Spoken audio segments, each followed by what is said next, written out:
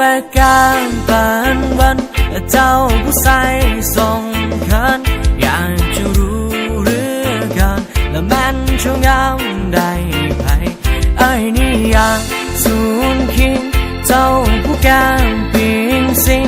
อยากสิติงลิ้นติงอยากจำจองหัวใจอยากผู้ดีสิเหตุจังใดจังสิได้ใจของเจ้านี่น้ออยากสมัครทางน้องลาจังเลยตัวตายอายได้บอกก็เบอร์ก็เฟซก็ไลน์ก็ยังก็ได้ไม่ติดต่อให้พอได้เห็นปองทางก็มักก็ง่ายเพิ่งมอซอแต่ตั้งแต่รอต้องพอแม่มาตัวอายก็เพิ่งได้พบพอเสด็จตื่นตรงงานโมเจ้าเลยนางฟ้าก็บ่ท้อ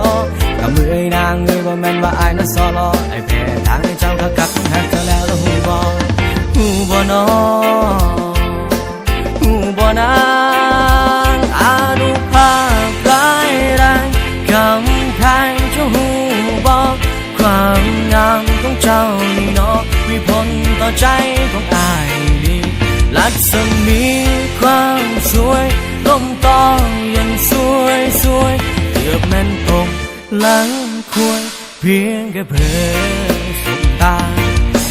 สูงมองมันก็ข่าวกูสิ่งในเจ้าในใจเธอเนาะวาสนาชีวิตบักเพิ่งสิมีโอกาสได้ต่อยบ่เนาะ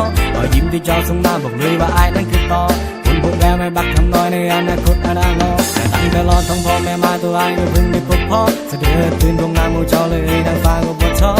กับมือนางเงยว่าแม่นว่าอายนั้นซอรอไอ้แพ้ทางให้เจ้ากังคัดหักจะแล้วนะหู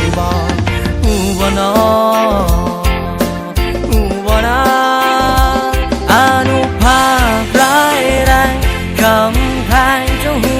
บอกความงามของเจ้านี่เนาะมีผลต่อใจของอายดีลักษมีความสวยลมต้องยังสวยเกือบแม่นตรงหลังควรเพียงแค่เพ้อสบตา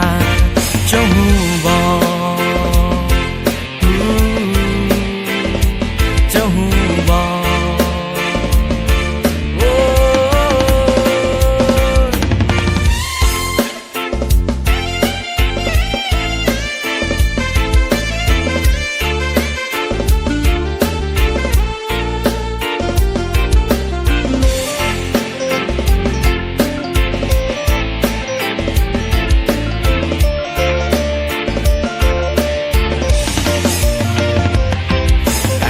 มองมันก็ข่าวกูสิ่งในเจ้าในใจเธอเนาะวาสนาชีวิตบักเพิ่งสิมีโอกาสได้ต่อยบ่เนาะ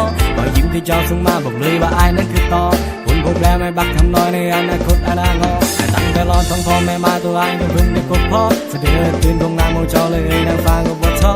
กับมือนางเงยว่าแม่นว่าอายนั้นซอรอไอ้แพ้ทางให้เจ้ากังคัดหักจะแล้วนะหูบ่เนาะหูบ่นะอนุภาพร้ายแรงคำแพงเจ้าหู